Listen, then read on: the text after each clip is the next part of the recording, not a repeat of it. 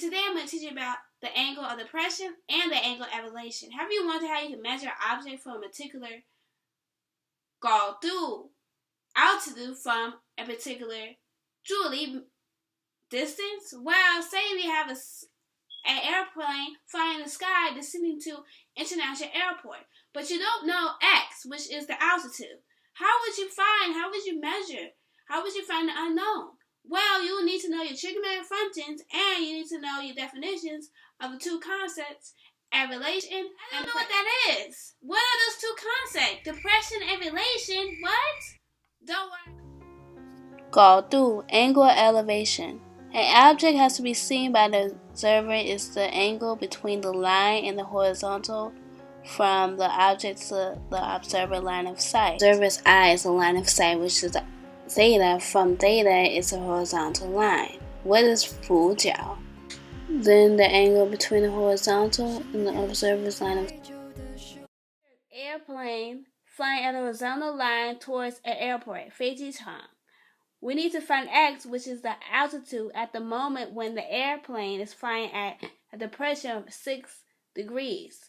We know that the airplane and the airport is 100 miles away. Now, how do we find X? Well, we need to find the angle between the airplane and the altitude. Now, we know the depression is 6 degrees, but how would we find this angle, which is angle C? How would we find angle C? Depression of 6 degrees subtracted by a 90-degree angle, because it's a 90-degree triangle, which is 90 take away 90度减去60度等于什么? Equals 84 degrees.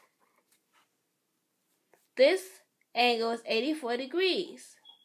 Now we have this angle. How do we find X? 上函角数，我们可以有我们的上函角数。Sine, cosine, or tangent. Which one do we use? We can use cosine. Cosine, which we know is 领边 divided by 斜边.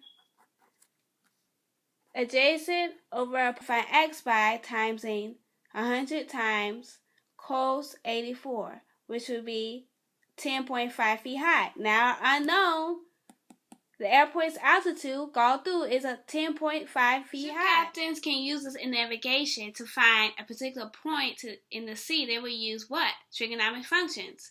Or are you trying to find the height of Boeing 737 flying in the sky? You will use the trigonometric functions. So I hope you enjoyed learning about 俯角和角度.